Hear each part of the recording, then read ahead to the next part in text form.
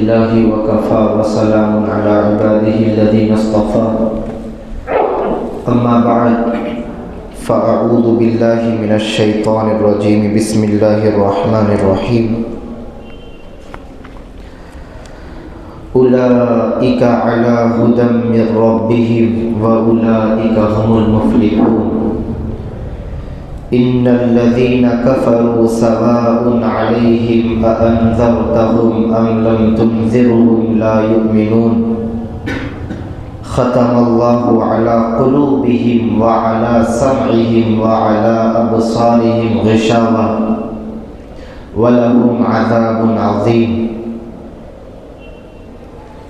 صدق اللہ العظیم۔ میرے محترم و مکرم معزز بزرگوں اور عزیز ساتھیوں،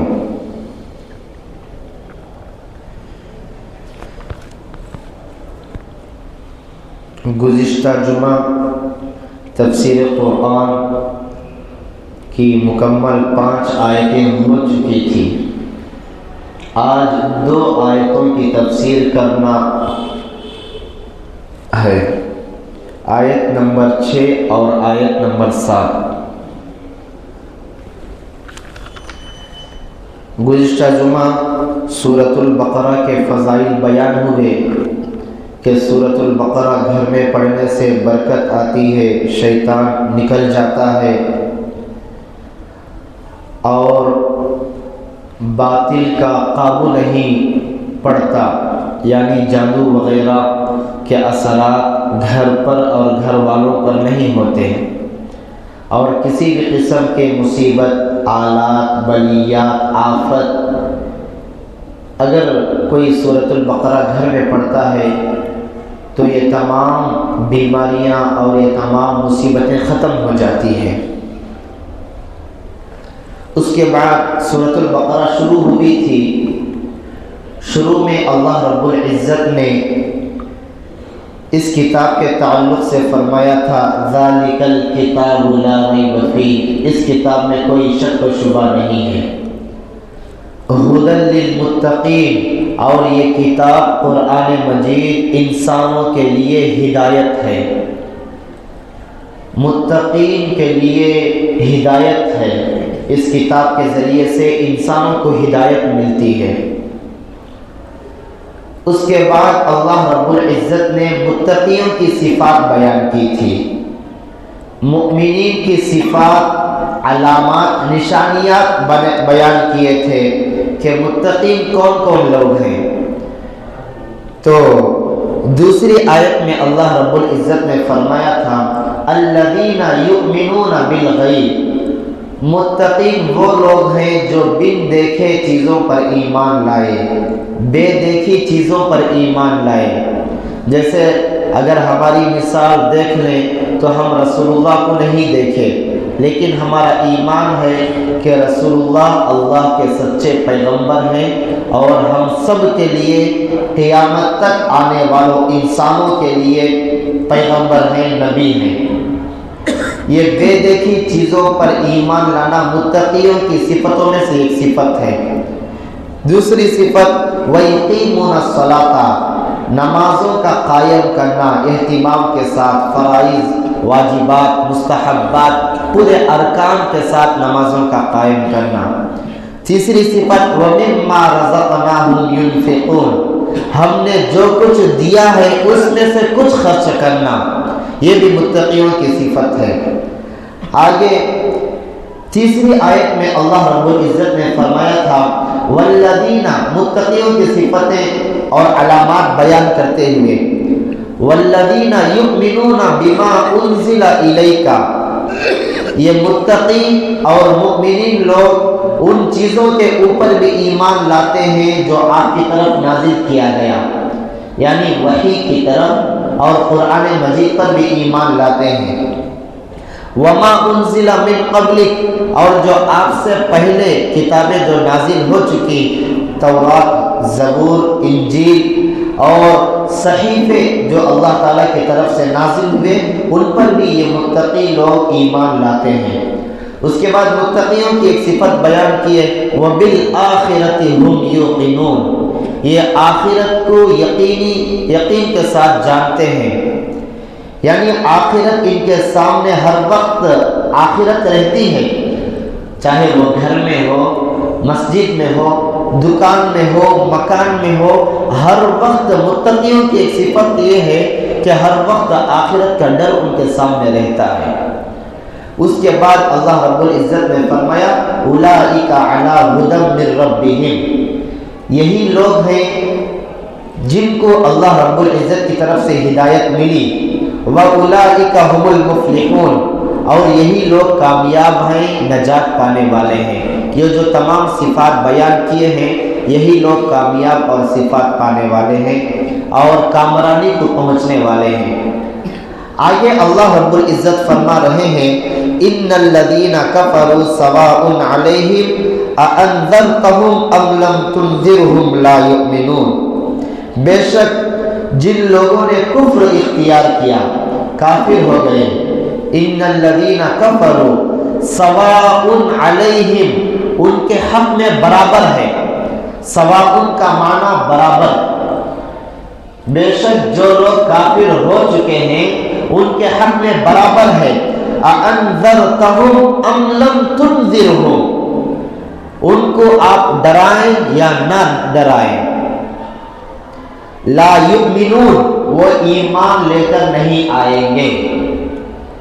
دیکھیے اس آیت کو سمجھنے کی ضرورت ہے۔ آگے اللہ رب العزت فرما رہے ہیں جو لوگ ایمان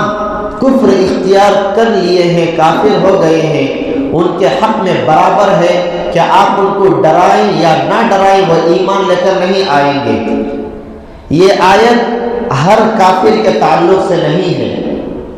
کیونکہ بہت سارے کفار ایسے ہیں جو بعد میں مسلمان ہو گئے ہیں اور راتوں دن ہو رہے ہیں مسلمان، یہ ان کے حق میں نہیں ہے، بلکہ یہ آیت ان کفار کے حق میں ہے جن کا علم اللہ رب العزت کیا ہے کہ ان کا خاتمہ کفر پر ہوگا، جیسے ابو جہل، ابو لہب، عتبہ، شیبہ، جو کفار مکہ تھے اور جو بعد میں آنے والے بھی بڑے بڑے جو کافر ہیں، ان کا خاتمہ کفر پر ہوگا۔ ان کے تعلق سے یہ آیت ہے کہ آپ ان کو ڈرائیں یا نہ ڈرائیں، ان کے حق میں برابر ہے کہ وہ ایمان لے کر نہیں آئیں گے۔ اس کے بعد آگے اللہ رب العزت فرما رہے ہیں ختم اللہ علی قلوبہم، ختم مہر لگانا، مہر لگانا، ختم اللہ، اللہ نے مہر لگا دی، علی قلوبہم، قلوب کہتے ہیں دلوں کو، علی قلوبہم ان کے دلوں پر، وعلی سمعہم، سمع کہتے ہیں کانوں کو، وعلی سمعہم اور ان کے کانوں پر، اللہ نے ان کے دلوں پر مہر لگا دی اور ان کے کانوں پر مہر لگا دی، وعلی ابصارہم غشاوہ، ابصار کہتے ہیں آنکھوں کو، اور ان کے آنکھوں پر پردہ پڑ گیا، وَلَهُمْ عَذَابٌ عَظِيمٌ، اور ان کے لیے دردناک عذاب ہے۔ علیم کا معنی دردناک، عذاب عذاب سزا، وَلَهُمْ ان کفار کے تعلق سے کہہ رہے ہیں کہ ان کفار کے لیے دردناک عذاب ہے۔ دیکھیے سورۃ البقرہ کے شروع کے 20 آیتوں میں اللہ رب العزت یہ بتانا چاہ رہے ہیں، شروع کے 5 آیت میں متقیوں کا ذکر ہوا، اس کے بعد 15 آیتوں میں منافقوں کا اور کافروں کا ذکر ہوگا، اور ان کافروں میں بھی 2 گروہ ہیں، 2 جماعتیں ہیں کافروں میں بھی۔ ایک جماعت وہ ہے جو کھل کر اسلام کی مخالفت کی، کھل کر رسول اکرم صلی اللہ علیہ وسلم کی مخالفت کی، کھل کر قرآن کریم کی مخالفت کی، ان کو قرآن کی بول چال میں، قرآن کی اصطلاح میں کافر کہا جاتا ہے۔ اور ایک دوسرا گروہ وہ ہے جو ان کے اخلاق بالکل گر جانے کی وجہ سے اور اس ذلیل دنیا کے اغراض مقاصد کی وجہ سے ان کے اندر اتنی ہمت نہیں ہوئی کہ وہ اپنے دل کے راز کو ظاہر کر سکیں، بلکہ وہ لوگ مسلمانوں کی جماعت میں مسلمانوں کے ساتھ ملتے تھے، کلمہ بھی پڑھتے تھے، نمازیں بھی پڑھتے تھے، مسلمانوں کو کہتے تھے کہ ہم اللہ کے نبی کو بھی مانتے ہیں، قرآن کو بھی مانتے ہیں، ہم تمہارے ساتھ ہیں، یعنی ہم مسلمان ہیں۔ اور جب کفار کی جماعت میں جاتے تھے تو کفار کو کہتے تھے ہم تمہارے ساتھ ہیں، ہم تو مسلمانوں کے راز معلوم کرنے کے لیے ان کے ساتھ ملتے تھے، مسلمانوں کے اندرونی باتیں معلوم کرنے کے لیے اور آ کر تم کو بتلانے کے لیے ہم تمہارے ان کے ساتھ ملتے تھے، ان کے ساتھ اٹھتے تھے، ان کے ساتھ بیٹھتے تھے۔ یہ جماعت کو قرآن کی بول چال میں، قرآن کی اصطلاح میں منافقین کہا جاتا ہے۔ یہ دو آیتوں میں، جن آیتوں کو میں ابھی تلاوت کیا ہوں، ان الذین کفروا سواء علیہم اانذرتہم ام لم تنذرہم لا یؤمنون، ختم اللہ علی قلوبہم وعلی سمعہم وعلی ابصارہم غشاوہ ولہم عذاب عظیم۔ یہ دو آیتوں میں کفار کا ذکر ہے جو کھل کر اسلام کی مخالفت کی، رسول اکرم صلی اللہ علیہ وسلم کی مخالفت کی، اور آگے جو 13 آیتیں ہیں ان آیتوں میں منافقین کا ذکر ہے، ان کا انجام کیا ہوگا، منافقین کے تعلق سے کیا حکم ہے اور منافقین کے علامات کیا تھے، ان کا ذکر آگے کی 13 آیتوں میں اللہ رب العزت نے بیان کیا ہے۔ دیکھیے یہاں پر قرآن مجید میں ان الذین کفروا سواء علیہم، کفر کسے کہتے ہیں؟ کفر چھپانے کو کہتے ہیں۔ کفر کی تعریف یہ ہے کہ وہ آدمی دل میں چھپا کر رکھے، اسی کو کفر کہتے ہیں۔ اس کے بعد اللہ رب العزت نے فرمایا اَأَنذَرْتَهُمْ أَمْ لَمْ تُنذِرْهُمْ لَا يُؤْمِنُونَ، آپ کفار کو ڈرائیں یا نہ ڈرائیں وہ ایمان لے کر نہیں آئیں گے۔ دیکھیے جو انبیاء علیہ السلام آتے ہیں وہ ڈرانے کے لیے نہیں آتے، یہ ڈرانے کا مطلب یہ ہے، ابشار کا معنی ہے خوشخبری دینا، انذار کا معنی ہے ڈرانا، لیکن وہ ڈرانا نہیں ہے جیسے چور ڈراتے ہیں، ڈاکو قتل کی دھمکی دیتے ہیں، وہ ڈرانا نہیں ہے، بلکہ جس طرح ماں اپنے بچوں کو آگ سے ڈراتی ہے اور سانپ اور بچھو سے ڈراتی ہے، آگے آنے والے مصائب اور آگے آنے والی مصیبتوں سے ہمدردی سے، شفقت اور رحم دلی سے جو ڈراتے ہیں وہ انبیاء علیہ السلام کا ڈرانا ہے کہ اللہ کو یہ مان لو اور مجھے اللہ کا رسول تسلیم کر لو اور اللہ تعالیٰ کے جاری کردہ احکامات پر عمل کرو، آگے چل کر آپ کے لیے خوشخبریاں ہیں، جنت ہے اور جنت کے باغات ہیں، اور اگر نہیں مانو گے تو آخرت میں آپ کو سزا ملے گی۔ یہ ڈرانا، اس سے مراد یہ ڈرانا ہے۔ اگلی آیت میں ختم اللہ علی قلوبہم، یہ آیت ان الذین کفروا سواء علیہم، اللہ رب العزت نبی پاک صلی اللہ علیہ وسلم کو تسلی دے رہے ہیں۔ اللہ کے نبی صلی اللہ علیہ وسلم کی ہر وقت یہ خواہش تھی کہ میرا یہ کہ امتی جہنم سے بچ کر جنت میں چلا جائے، اور آپ بڑے بڑے کفار کو بھی دعوت دی ہے، ہر کافر کو دعوت دی ہے، لیکن جن کافروں کے تعلق سے اللہ رب العزت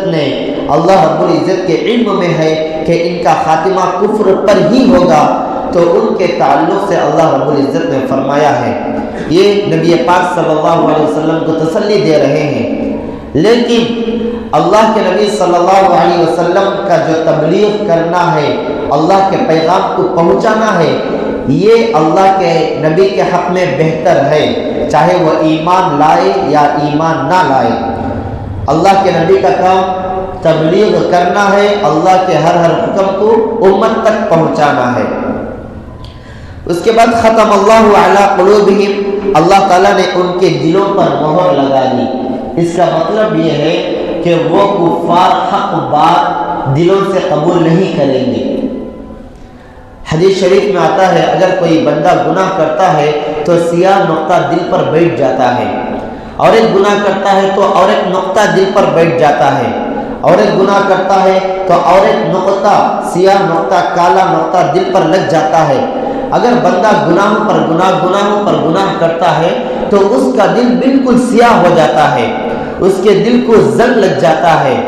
اور اگر وہ بندہ توبہ اور تائب ہو کر اپنے گناہوں پر شرمندہ ہو کر توبہ کر لیتا ہے تو اس کے دل سے گناہوں کی سیاہی دور ہو جاتی ہے۔ تو اللہ رب العزت یہی فرما رہے ہیں ختم اللہ علی قلوبہم، اللہ تعالیٰ نے ان کے دلوں پر مہر لگا دی۔ مہر لگانے کا مطلب یہ ہے کہ وہ حق بات کو قبول نہیں کریں گے۔ وعلی سمعہم، اور ان کے کانوں پر مہر لگا دی۔ مہر لگانے کا مطلب یہ ہے کہ وہ حق بات نہیں سنیں گے۔ وعلی ابصارہم غشاوہ، اور ان کے آنکھوں پر پردہ پڑ گیا۔ حق سامنے رہنے کے باوجود بھی نظر نہیں آئے گا، سامنے حق رہتا ہے اس کے باوجود بھی نظر نہیں آئے گا۔ یہی مطلب ہے اللہ تعالیٰ ان کے آنکھوں کے اوپر پردہ ڈال دیا ہے۔ وَلَهُمْ عَذَابٌ عَلِيمٌ عظیم، اور ان کے لیے بڑا دردناک عذاب ہے۔ دیکھیے عذاب اصل میں تو آخرت میں ہوگا، کفار کا جو عذاب ہوگا وہ آخرت میں ہوگا۔ مفسرین کرام فرما رہے ہیں ہدایت کا نہ ملنا بھی انسان کے لیے بڑا عذاب ہے۔ ہدایت کی توفیق نہ ہونا، ہدایت اللہ تعالیٰ کھینچ لینا کسی بندے سے، یہ بھی دنیا کا سب سے بڑا عذاب ہے۔ آدمی کے پاس سب کچھ ہے لیکن ہدایت نہیں ہے تو اس کے حق میں بڑا عذاب ہے دنیا کے اعتبار سے، اور آخرت کے اعتبار سے بھی اللہ رب العزت بڑے دردناک عذاب کو تیار کر کے رکھے ہیں۔ تو یہ جو ذکر ہوا ہے یہ کفار کے تعلق سے ہوا ہے، جو کھل کر اسلام کی مخالفت کیے ہیں اور جو کھل کر قرآن و حدیث کی مخالفت کیے ہیں ان کے لیے ان کے تعلق سے یہ دو آیتیں۔ آگے 13 آیتوں میں اللہ رب العزت نے منافقین کا تذکرہ کیا ہے، جو مسلمانوں کی جماعت میں جب جاتے تھے تو کہتے تھے کہ ہم اللہ پر ایمان لائے، رسول اللہ پر ایمان لائے، قرآن پر ہمارا ایمان ہے، اور جب کفار کی مجلسوں میں جاتے تھے تو کہتے تھے انا معکم، ہم تمہارے ساتھ ہیں۔ ہم صرف ان کی رازیں معلوم کرنے کے لیے ان کی مجلسوں میں جایا کرتے تھے۔ دیکھیے ان آیتوں سے یہ بھی ہم کو سبق ملتا ہے کہ اللہ رب العزت دوسری آیت میں فرما رہے ہیں خلقکم فمنکم کافر ومنکم مؤمن، میں نے تم کو پیدا کر دیا۔ اب جو گروہ جماعتیں بٹی ہوئی ہیں یہ اصول سمجھ لیجئے، اللہ رب العزت کے یہاں جو مقبول ہے خلقکم، میں نے تم کو پیدا کر دیا۔ اب یہاں پر دنیا میں بہت ساری جماعتیں پیدا ہو گئی ہیں، اہل حدیث، بریلوی مسلک، شیعہ کا تو اسلام سے کوئی لینا دینا ہے ہی نہیں، نہ ہمارا ان کے ساتھ نہ نکاح ہو سکتا ہے اور نہ کوئی دوسرا معاملہ ہو سکتا ہے۔ شیعہ تو کافر ہیں، بالکل کافر ہیں، اسلام سے کوئی ان کا لینا دینا نہیں ہے۔ اسلام کے نام لیوائی بہت ساری جماعتیں پیدا ہو گئی ہیں، تو اللہ کے نزدیک کون سی معتبر ہے؟ تو اللہ رب العزت فرما رہے ہیں خلقکم، میں نے تم کو پیدا کر دیا، فمنکم کافر ومنکم مؤمن، ان میں سے بعض لوگ کافر ہو گئے، بعض لوگ مومن ہو گئے۔ اب قرآن و حدیث کو اور صحابہ کرام رضوان اللہ علیہم اجمعین کی آثار کو اور قیاس کو جو ماننے والے ہیں یہ حق جماعت ہے، یہ حق جماعت ہے۔ آج کے دور میں اگر کہا جائے کہ علماء دیوبند کی جماعت حق پر ہے، بالکل کسی کی پرواہ کیے بغیر، بالکل قرآن و حدیث کے مطابق وہ عمل کرتی ہے اور دوسروں کو بھی اسی کے مطابق عمل کرنے کی دعوت دیتی ہے۔ اور جو دوسرے مسالک ہیں بہت سا اختلاف ہے، بہت سا اختلاف ہے، کوئی قرآن کو چھوڑ رہا ہے، کوئی حدیث کو چھوڑ رہا ہے، کوئی کسی میں اپنی منمانی کر رہا ہے۔ اس لیے جو قرآن و حدیث کو تھامے ہوئے ہیں ان جماعت کو ہم بھی تھامنا چاہیے۔ اللہ تعالیٰ سے دعا ہے کہ اللہ تعالیٰ ہم سب کو عمل کرنے کی توفیق عطا فرمائے، کہی ہوئی تمام باتوں پر عمل کرنے کی توفیق عطا فرمائے، اور قرآن سے خاص لگاؤ عطا فرمائے، قرآن سے خاص شغف عطا فرمائے، اور کل قیامت کے دن اللہ تعالیٰ قرآن کریم کو ہمارے حق میں کھڑا کرے، ہمارے خلاف کھڑا ہونے سے اللہ تمام امت مسلمہ کی حفاظت فرمائے۔ آمین و آخر دعوانا الحمدللہ رب العالمین۔